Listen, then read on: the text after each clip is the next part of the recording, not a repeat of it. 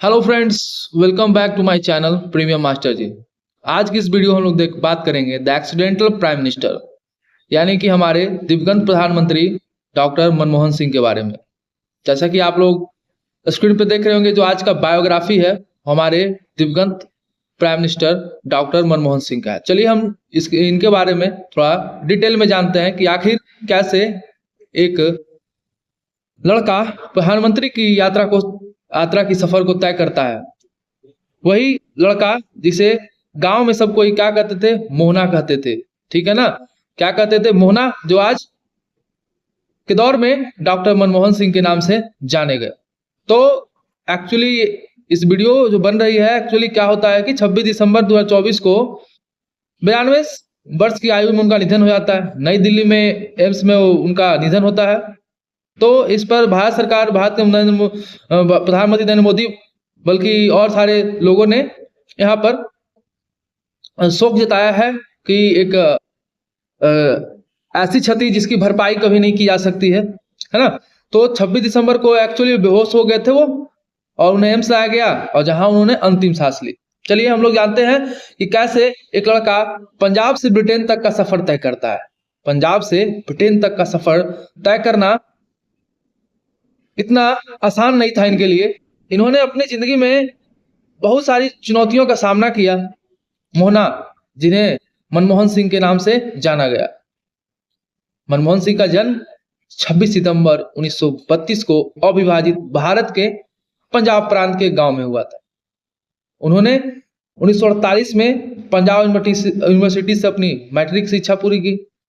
उसके बाद वह ब्रिटेन चले गए, जहां पर वो कैम्ब्रिज यूनिवर्सिटी पहुंचे और उन्होंने 1957 में अर्थशास्त्र में यानी इकोनॉमिक्स में फर्स्ट क्लास ऑनर्स की डिग्री हासिल की थी। उसके बाद वो वहां भी नहीं रुके, चले गए ऑक्सफोर्ड यूनिवर्सिटी। 1962 में 1962 में वह नफील्ड कॉलेज से अर्थशास्त्र में डीफिल की उपाधि हासिल की। आप अपने स्क्रीन पर डॉक्टर मनमोहन सिंह की एक ऐसी तस्वीर देख रहे होंगे जो सादगी से भरी पड़ी है ना। आगे बढ़ते हैं, तो आगे बढ़ने के क्रम में हमें पता चलता है इनका कैरियर पर। चलो इनका हम लोग कैरियर देखते हैं कि किस तरह से इन्होंने अपना रास्ता या सफर तय किया। राजनीति में आने से पहले डॉक्टर सिंह एक अर्थशास्त्री और शिक्षक के रूप में कैरियर बनाया इन्होंने। पंजाब विश्वविद्यालय और दिल्ली स्कूल ऑफ इकोनॉमिक्स में इकोनॉमिक्स के प्रोफेसर रहे, क्योंकि इकोनॉमिक्स की डिग्री इनके पास थी, है ना। तो अर्थशास्त्र के प्रोफेसर के रूप में काम किया। साथ ही साथ आर्थिक अनुसंधान और नीतियों पर गहन कार्य किया। उसके बाद वो चले गए United Nation conference on trade and development UNCTAD और वर्ल्ड बैंक से जुड़े, जहां वह अपने प्रतिभा का लोहा मनवाते हैं और व्यापार और विकास अर्थशास्त्र में अंतर्राष्ट्रीय पहचान बनाते हैं। हमारे मनमोहन सिंह भारत सरकार के लिए कौन कौन सी सेवाएं देते हैं? मुख्य आर्थिक सलाहकार 1972 से 1976 के रूप में रहते हैं। प्रमुख आर्थिक निर्णयों में अपना योगदान देते हैं। भारतीय रिजर्व बैंक के गवर्नर के रूप में काम करते हैं 1982 से 1985 में, जहां पर मौद्रिक नीतियों में अपनी महत्वपूर्ण भूमिका निभाते हैं। योजना आयोग के उपाध्यक्ष के रूप में काम करते हैं ये, है ना, 1985 से 1987 के बीच में। और भारत की आर्थिक योजना में इनका महत्वपूर्ण योगदान रहता है। तो पहला हो गया या ये जो मुख्य आर्थिक सलाहकार के रूप में, दूसरा भारतीय रिजर्व बैंक के गवर्नर के रूप में 1982 से 1985 के रूप में, और तीसरा हो गया योजना आयोग के उपाध्यक्ष में। तो आपसे क्वेश्चन पूछा जा सकता है, भारतीय रिजर्व बैंक के गवर्नर के रूप में ये इन्होंने अपनी सेवाएं कब से कब तक दी थी? 1982 से 1985 में अपनी सेवाएं दी थी डॉक्टर मनमोहन सिंह। चलिए अब है कि इनका जो असली टेस्ट जो होता है वह आर्थिक संकट के समय में इनका टेस्ट होता है भारत में। कैसे ये इन्होंने अपने सूझबूझ से भारतीय इकोनॉमी को बुरे दौर में संभाला। दरअसल साल 1991 में डॉक्टर मनमोहन सिंह ने भारतीय राजनीति में अपना कदम रखा। वह समय था जब भारत आर्थिक संकट से जूझ रहा था। ऐसे में तत्कालीन प्रधानमंत्री पीवी नरसिम्हा राव ने उन्हें वित्त मंत्री नियुक्त किया ताकि भारत की अर्थव्यवस्था में सुधार के लिए ऐतिहासिक कदम उठाया जाए। वित्त मंत्री बनते ही इन्होंने क्या किया कि इकोनॉमी को बुरे दौर में संभाला इन्होंने। पहले भारत आज दुनिया की तीसरी सबसे बड़ी अर्थव्यवस्था है और जल्द 5वीं सबसे बड़ी इकोनॉमी बनने की उम्मीद जाहिर की जा रही है। लेकिन 90 के दशक में हालत विपरीत था।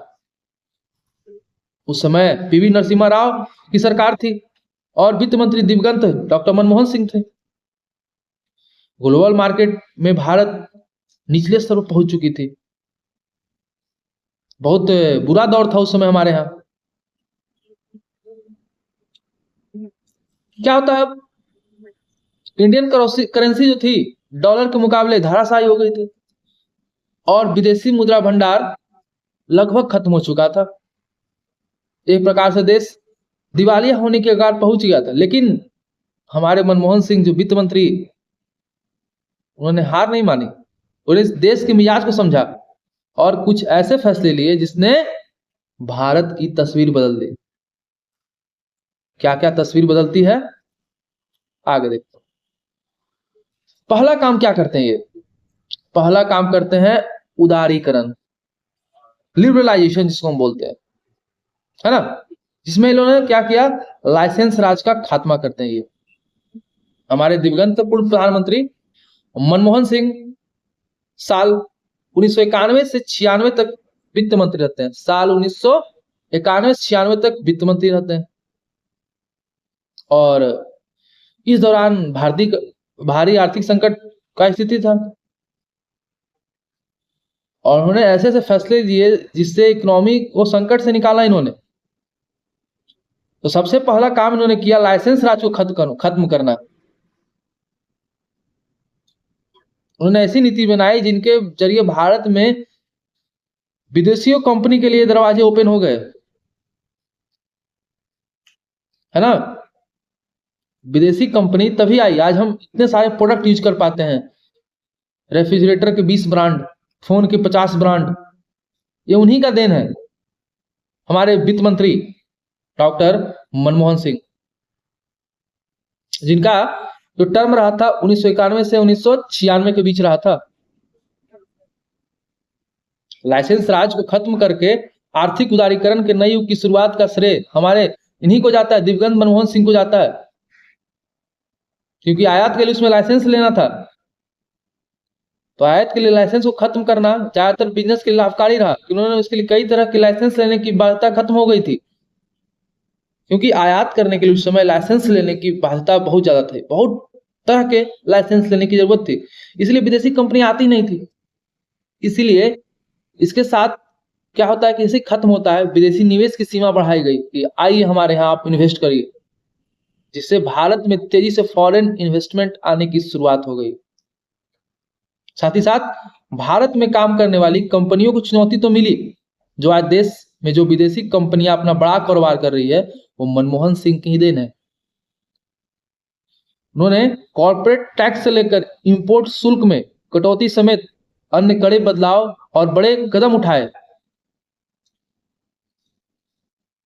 आज आप डिफरेंट टाइप्स ऑफ चीजों को देखते हैं जो आप अमेरिका में यूज करते हैं, जो आपके लोग अमेरिका में यूज करते हैं, आप यहाँ यूज कर रहे हैं, ये उन्हीं का देन है। हमारे इंडिया को उन्होंने डाइवर्सिफाई बना दिया, हमारे पास कस्टमर चॉइस उपलब्ध करवा दिया। कस्टमर के पास चॉइस रहे, हमको ये नहीं वो खरीदना, वो नहीं वो खरीदना, वो नहीं वो पसंद है। ये इन्हीं का था, हमारे दिवंगत वित्त मंत्री डॉक्टर मनमोहन सिंह, जिनका कार्यकाल 1991 से 1906 तक रहा, 96 तक रहता है। चलिए आगे बढ़ते हैं हम लोग। दूसरा काम उनका होता है अमेरिका से न्यूक्लियर डील।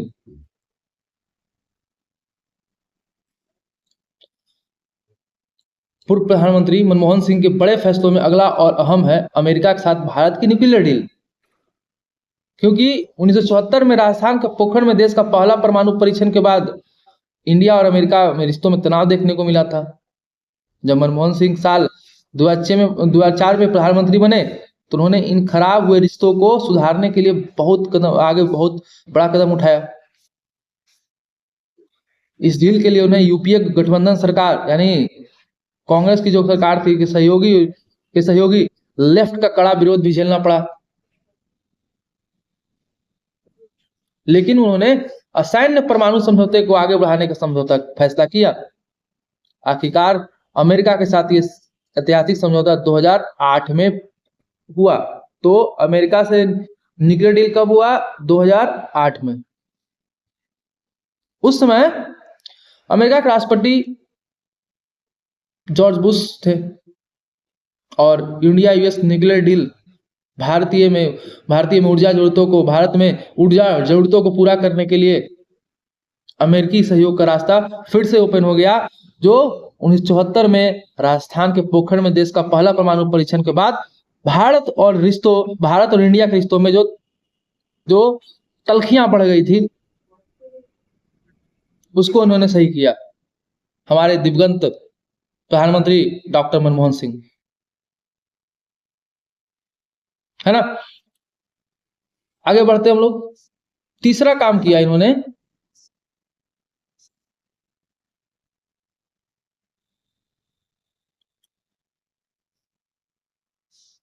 आधार कार्ड। आधार बना हर भारतीय की पहचान, है ना। आधार क्या बनता है? हर भारतीय की पहचान बनता है। मनमोहन सिंह कार्यकाल के दौरान आधार कार्ड अस्तित्व में आता है और ये दिवंगत पूर्व पीएम की सबसे बड़ी उपलब्धियों में से एक है कि आधार कार्ड का श्रेय इन्हीं को जाता है। आधार कार्ड आज के समय हर भारतीय की न केवल पहचान बन गया बल्कि तमाम फाइनेंशियल कामों के लिए भी सबसे महत्वपूर्ण डॉक्यूमेंट हो गया। जनवरी 2009 में देश के निवासियों को विशिष्ट पहचान प्रदान करने के लिए, ये सुविधाजनक बनाने के लिए विभिन्न सेवाओं तक पहुंच को सुविधाजनक बनाने के आधार कार्ड की योजना शुरुआत की गई। तो आधार कार्ड की योजना कब शुरुआत की? जनवरी 2009 में, जिसमें आधार कार्ड क्या बना? हर भारतीय की पहचान बनता है। हाँ, आगे बढ़ते हैं हम लोग।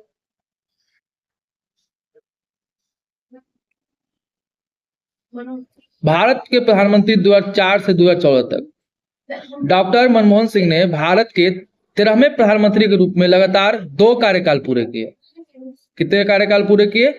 लगभग 2 कार्यकाल पूरे किए। भारत के प्रधानमंत्री 2004 में ये बनते हैं। पहला कार्यकाल था इनका 2004 से 2009 तक। पहला कार्यकाल में क्या करते हैं? जो महत्वपूर्ण कार्य इनका है वो है नरेगा को लागू करना, राष्ट्रीय ग्रामीण रोजगार गारंटी योजना, है ना। पहला जो काम इनका होता है प्रधानमंत्री के रूप में, पहला कार्यकाल में इनका होता है नरेगा को लॉन्च करना। फिर वही सूचना का अधिकार अधिनियम आरटीआई भी उन्हीं के कार्यकाल में आता है। इसके अतिरिक्त उन्होंने भारत अमेरिका असैन्य परमाणु समझौता जो न्यूक्लियर डील हुआ उस पर इनको जाना जाता है कि कैसे पोखरण परमाणु परीक्षण के बाद इन्होंने देश को संभाला, है ना। भारत और अमेरिका के जो रिश्तों को संभाला इन्होंने। दूसरा कार्यकाल जो है उनका 2009 से 2014 तक होता है। दूसरे कार्यकाल में ये बुनियादी ढांचे के विकास और सामाजिक कल्याण योजनाओं पर ध्यान केंद्रित किया। दूसरा कार्यकाल इनका 2009 से 2014 तक चलता है। हालांकि उन्हें इस दौरान 2G स्पेक्ट्रम घोटाला और राष्ट्रमंडल खेल घोटाले, क्या 2G स्पेक्ट्रम घोटाला और राष्ट्रमंडल खेल घोटाले जैसे विवादों का भी सामना करना पड़ा। ये 2G स्पेक्ट्रम घोटाला और ये राष्ट्रमंडल खेल घोटाला, लेकिन इन्होंने काम क्या किया? आधार कार्ड वाला काम किया, फिर नरेगा लॉन्च किया इन्होंने, है ना, ताकि सभी लोग को रोजगार मिल सके। जितने भी गांव ग्रामीण स्तर पर जो बेरोजगार युवा हैं उनको रोजगार मिल सके।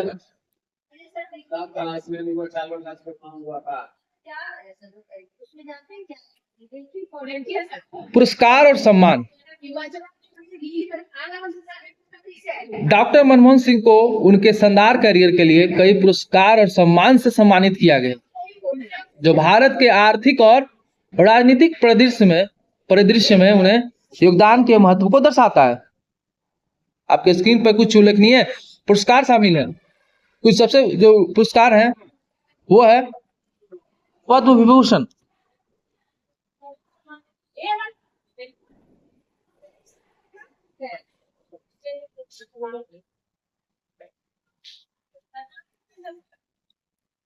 पद्म विभूषण ये भारत का दूसरा सर्वोच्च नागरिक सम्मान है, जो 1987 में प्राप्त हुआ। कब ये प्राप्त होता है इनको? 1987 में प्राप्त होता है पद्म विभूषण। उसके बाद जवाहरलाल नेहरू जन्म शताब्दी पुरस्कार भी इन्हें मिलता है 1995 में। उसके बाद वर्ष का सर्वश्रेष्ठ वित्त मंत्री, ये देखिए ये इनका अचीवमेंट, वर्ष का सबसे सर्वश्रेष्ठ वित्त मंत्री, जो यूरो मनी और एशिया मनी दोनों ने क्रमशः उन्हें 1993 और 94 में सम्मानित किया। किसने सम्मानित किया? ये यूरो मनी और एशिया मनी ने 1993 और 94 में सम्मानित किया। फिर इनको लाइफ टाइम अचीवमेंट अवार्ड भी मिलता है। आर्थिक और राजनीतिक जीवन में उनके योगदान के लिए 2023 में इनको लाइफ टाइम अचीवमेंट अवार्ड भी मिलता है। दोस्तों कब मिलता है? 2023 में इंडिया यूके अचीवर्स ऑनर द्वारा सम्मानित किया। मानद उपाधियां तो इनके पास पूछो ही मत। कैम्ब्रिज और ऑक्सफोर्ड विश्वविद्यालय सहित प्रमुख संस्थानों ने मानद डायरेक्ट की उपाधि प्राप्त हुई है। पद्म विभूषण, जवाहरलाल नेहरू जन्म शताब्दी पुरस्कार 1995 में, वर्ष का सर्वश्रेष्ठ वित्त मंत्री 1993 और 94 में, लाइफ टाइम अचीवमेंट अवार्ड 2023 में। वाह, मतलब इनका जीवन सितारों से बुलंद है। सितारे ऐसे प्रधानमंत्री की जिन्होंने देश को कहां से कहां पहुंचा दिया। ये अवार्ड, ये जो पुरस्कार और सम्मान उनके कार्यों की व्याख्या करती है।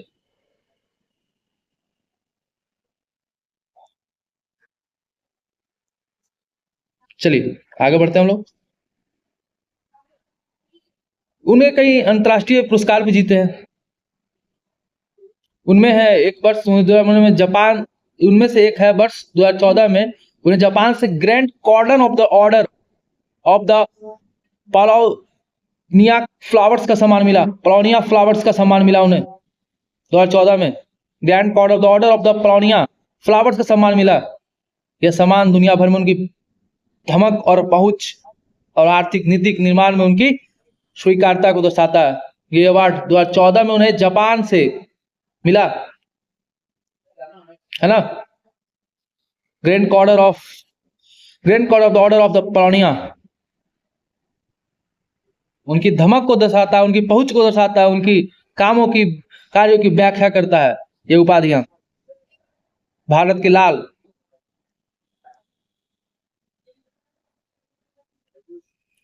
अब चलते हैं डॉक्टर मनमोहन सिंह की व्यक्तिगत जीवन का देखते हैं। डॉक्टर मनमोहन सिंह की पत्नी का नाम गुरशरण कौर है, जो गृहिणी और गायिका भी है और साथ ही साथ प्रोफेसर भी है हिस्ट्री की। उनकी 3 बेटियां हैं, है ना। हम जानते हैं कि उन्हें मौनी बाबा यानी मौनी पीएम भी बोला जाता था। हालांकि उन्होंने जवाब भी दिया इस बात को लेकर के। ये उनकी पत्नी का पिक्चर है जब वो यंग हुआ करते थे, हमारे दिवंगत प्राइम मिनिस्टर।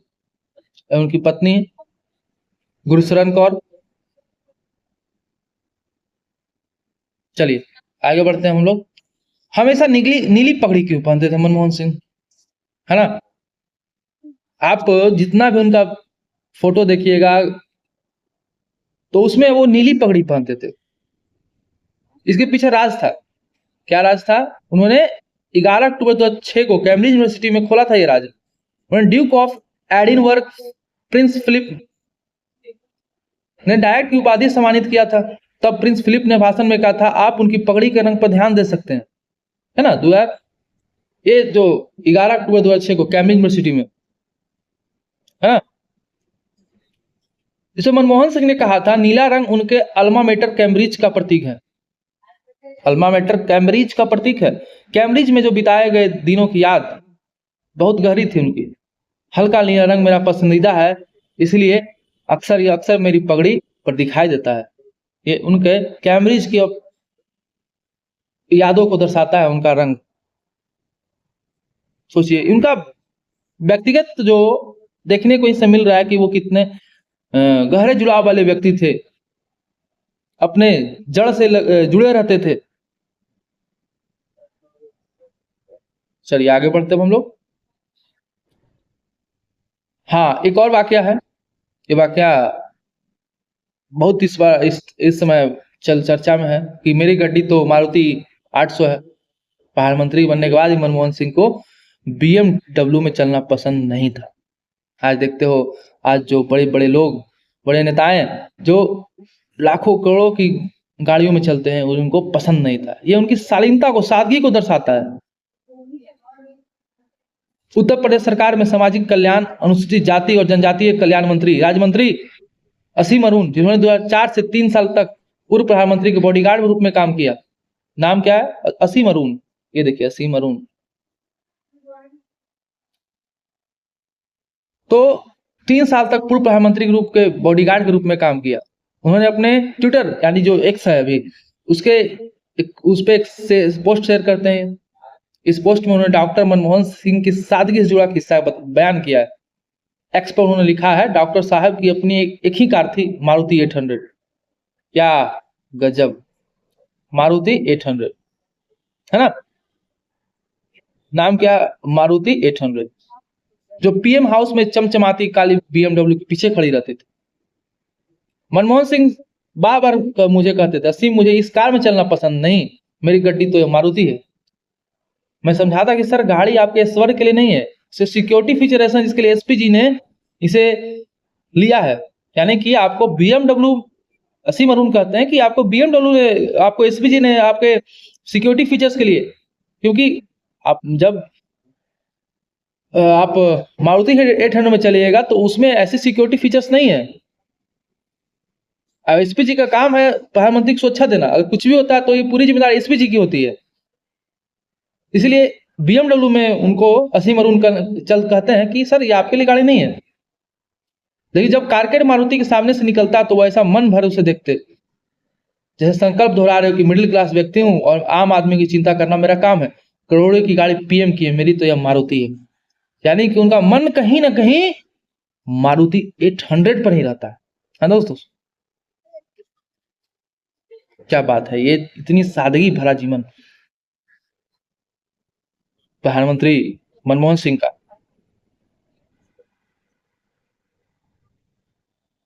मनमोहन सिंह को क्यों कहा एक गया एक्सीडेंटल प्राइम मिनिस्टर? हमारे तो थंबनेल और इंट्रोडक्शन में आपने देखा होगा एक्सीडेंटल प्राइम मिनिस्टर।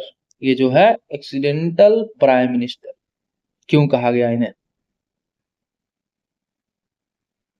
अपने शाइनिंग इंडिया कैंपेन के बावजूद बीजेपी साल 2004 में सत्ता में वापसी नहीं कर सकी थी। शाइनिंग इंडिया कैंपेन चलाया गया था हमारे बीजेपी के द्वारा, लेकिन इस चुनाव में बीजेपी की हार हो गई और कांग्रेस जो है सबसे बड़ी पार्टी बनकर उभरती है। इसी पर पीएम मोदी के पूर्व सलाहकार संजय बारू 2014 में किताब लिखते हैं। इस किताब का नाम था द एक्सीडेंटल प्राइम मिनिस्टर। इस पर फिल्म भी बनती है आगे चलकर। बारू ने किताब में लिखा है, संजय बारू इस किताब में पूरे देश में सियासी भूचाल ला दिया था। इस किताब मनमोहन सिंह के कार्यकाल को लेकर तरह तरह की बातें कही गई थी। साल 2004 में मनमोहन सिंह के प्रधानमंत्री बनने के बाद संजय बारू उनके मीडिया सलाहकार नियुक्त किए गए थे और वो साल 2008 तक इस पद पर थे, बने रहे। कौन? हमारे संजय बारू। ये 2004 में बनाए गए थे मनमोहन सिंह के मीडिया सलाहकार, और तब उन्होंने ये ऐसी बातें कही। तो साइनिंग इंडिया कैंपेन के बाद हार जाती है, सबसे बड़ा बीजेपी की हार जाती है और कांग्रेस सबसे बड़ी पार्टी बनकर उभरती थी। यूपीए गठबंधन का नेतृत्व करते हुए कांग्रेस ने देश की सरकार बनाने का दावा पेश किया। इस समय कांग्रेस अध्यक्ष सोनिया गांधी यूपीए का सबसे बड़ा चेहरा थी, जिन्हें प्रधानमंत्री तौर पर देखा जा रहा था। कौन? सोनिया गांधी। सबको लगा सोनिया गांधी बनेगी, सोनिया गांधी बनेगी। हाँ, लेकिन पार्टी के सभी दिग्गज नेता उन्हें प्रधानमंत्री के तौर पर देखना चाहते थे। लेकिन कुछ ऐसा बनता है कि वहां पर मनमोहन सिंह खुद प्रधानमंत्री बनने के पद पर आ जाते हैं। क्या ऐसा होता है? सोनिया गांधी खुद मनमोहन सिंह प्रधानमंत्री बनने का ऐलान कर देते हैं और सारे संसदीय दल क्या करते हैं? उनका समर्थन करते हैं। ये जो लग रहा था कि सोनिया गांधी बनेगी, प्रधानमंत्री का पद संभालेगी, वो पद संभालते हैं कौन? डॉक्टर मनमोहन सिंह।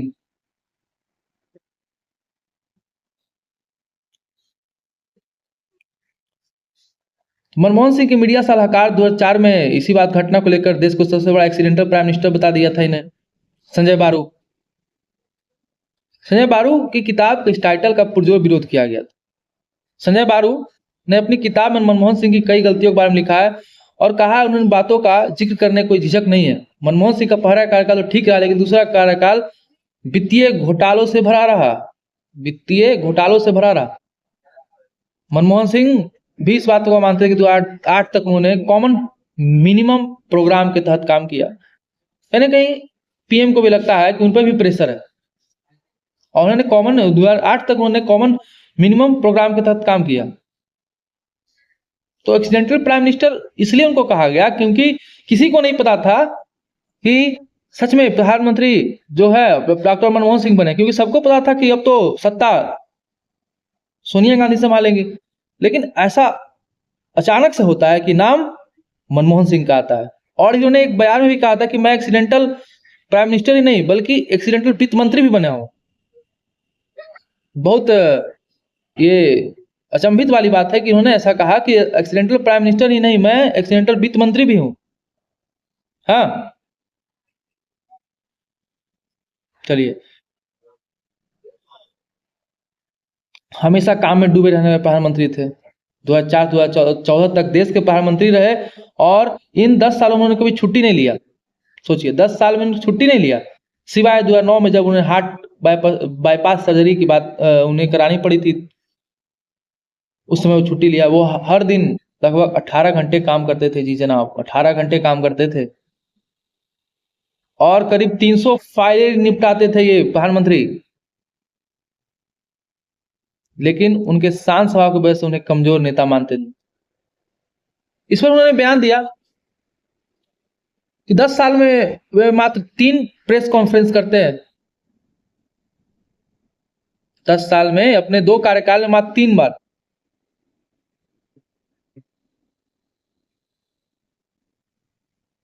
लेकिन समय आता है, बूढ़े हो जाते हैं, उम्र संबंधी बीमारियां उन्हें हो जाती है और 26 दिसंबर घर पर बेहोश हो जाते हैं वे और नई दिल्ली में नई दिल्ली के एम्स में वे अपनी अंतिम सांसें लेते हैं। और यहाँ उन्होंने हमेशा दुनिया को अलविदा कह दिया। इस पर बात उठती है मनमोहन सिंह की कि इन्हें विपक्ष के नेता और बहुत कमजोर मानते थे। इस पर उन्होंने एक बयान दिया कि हमें इतिहास याद रखेगी, ये मैं नहीं कहूंगा, ये हमारे इतिहास बताएगी कि मैंने क्या काम किया है। ये देखिए, द टेलीग्राफ का छपता है, maker of post modern India Manmohan Singh dead, reformer, prime minister, workman, statesman. ये जो कॉलम है, रिफॉर्मर बदलाव लाने वाला, प्राइम मिनिस्टर, वर्कमैन काम करने में हमेशा लगे रहते थे, स्टेटमैन देश विदेश को संभाले इन्होंने। 1974 में जो तलखियां बढ़ी थी उसको इन्होंने संभाला भारत और अमेरिका के बीच में। Manmohan Singh the Ratna of India, Lokmat times, ये रत्न ऑफ इंडिया, भारत रत्न देने की मांग की जा रही है इन्हें, रत्न ऑफ इंडिया। और सच में ये रत्न थे इंडिया के,